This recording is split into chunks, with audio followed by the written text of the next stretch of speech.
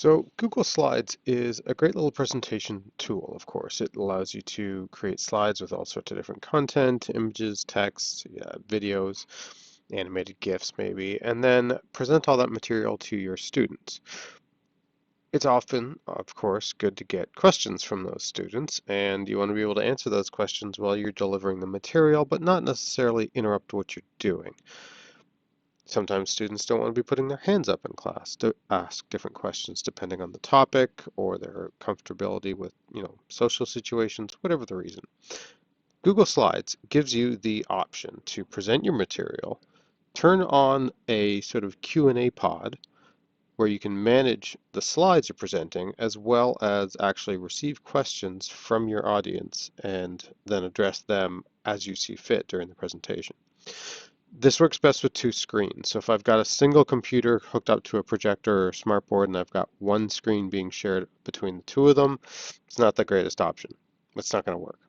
But if you've got a machine that is using extended desktop or some secondary monitor kind of setup where you're projecting up onto the screen and you're able to then have a separate screen where you can manage what you're doing, that's going to be ideal.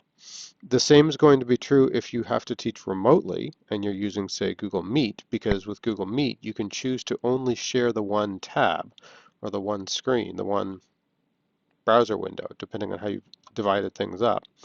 And then that would allow you to show the slideshow to the students while keeping the sort of audience, or not audience tools, but the lecture tools um, on your screen and visible to you, but not visible to them. So it sounds like a messy, complicated thing, but it's actually really simple to do.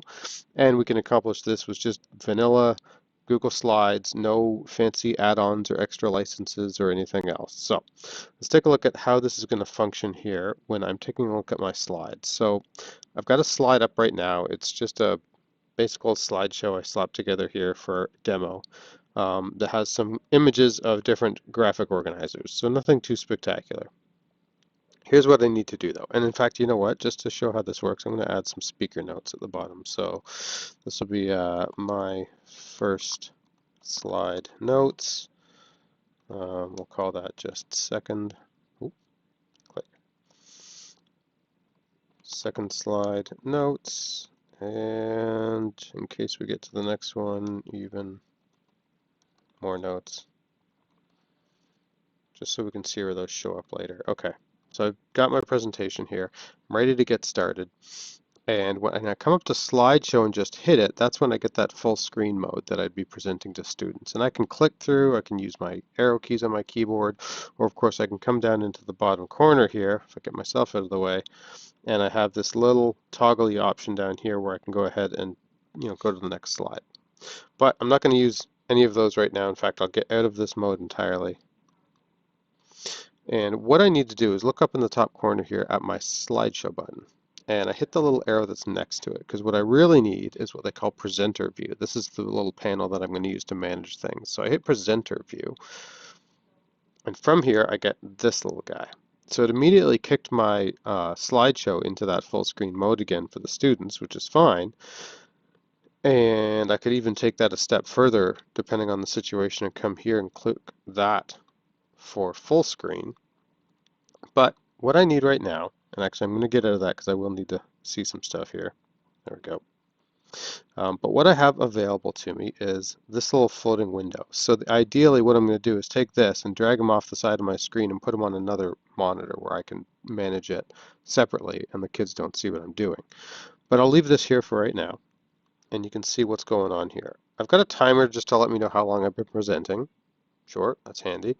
And then I've got audience notes and speaker notes. So I just typed in some speaker notes a second ago. I'll click on those, and if I'm on slide 2, which was the first slide that actually had content on it, then of course there's my first slide notes, and I can start sort of reading those and going through them.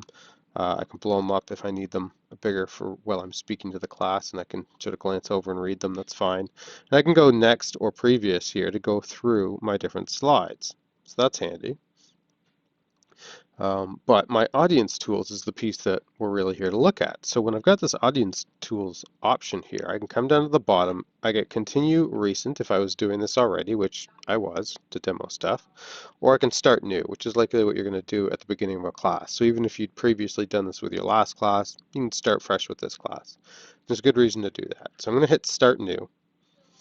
And what I get on screen here, I'll just move this out of the way a few times as we go through this. This has been added to the top here. Ask a question at, and then I've got this address here that I can actually just click on right now.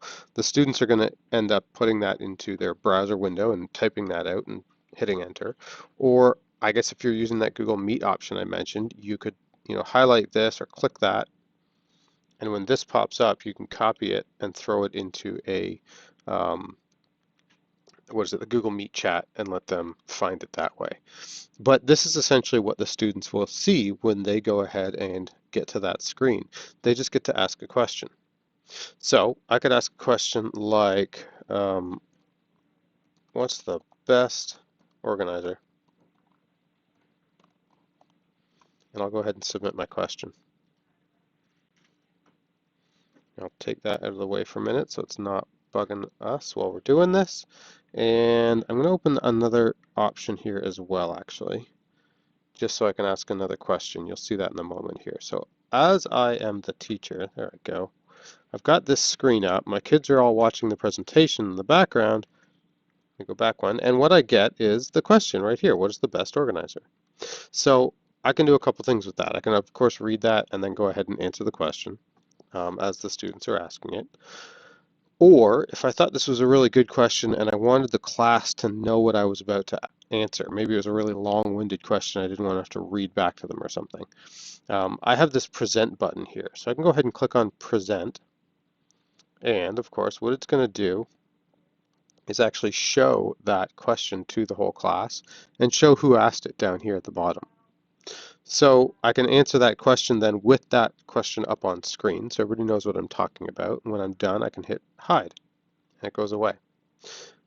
Now, one of the other options I have there is I can also ask questions anonymously. So I've just pulled this up as another user here. Let me bring that across. This is another student.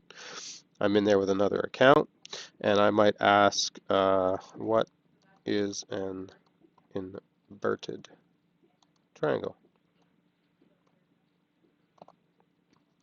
And I can choose to ask that one anonymously. So by clicking the anonymous option, I hit submit.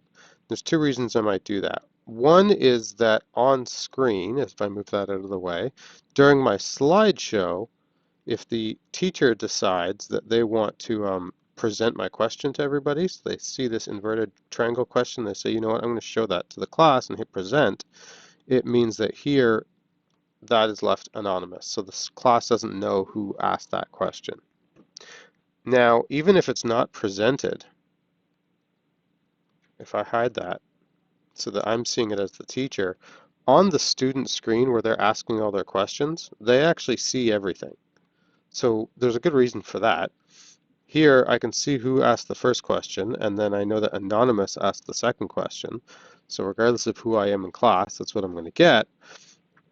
The other reason is these up and down votes. So if a student sees a question that they wanted to ask, and they're like, oh, that's a great one, they can hit the little thumbs up on that and do it that way. And if I'm the other student here and I see that, oh, I'm going to thumbs up that one too. And it means that over on the teacher's screen here, if I just hit show to update things, I'm going to see that in fact there's now a little thumbs up there. So I know that more than one student is interested in that particular question. So I'm more likely to answer it that way, hopefully. I can then be looking at this and answering those questions, but I can also, of course, be looking at my slides here and just going next and saying, well, here's an inverted triangle. It's a triangle that's been inverted. And you can answer all of your questions that way by looking at this rather than having to reference what's maybe behind you up on screen or you're looking off to the side, depending on where your computer's set up versus the smartboard in the room.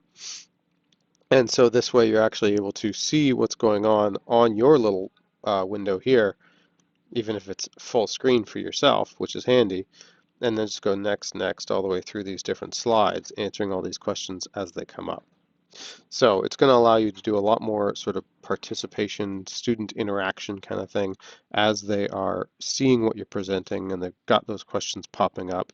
But it allows them to ask it in such a way that you're going to decide when you want to get to that and they're not sitting there for 2 minutes with their hand up. Um, it's also going to be a handy option if, for whatever reason, you're teaching remotely. So your kids are all at home and they're on devices that way, and it's harder to manage the whole hands up thing in, say, a meeting of some kind, an online meeting, whether it's Google Meet or otherwise. And so this way, you're going to know exactly what they want to know, and you can go through those as you are doing the presentation. You're not monitoring another chatbot or anything.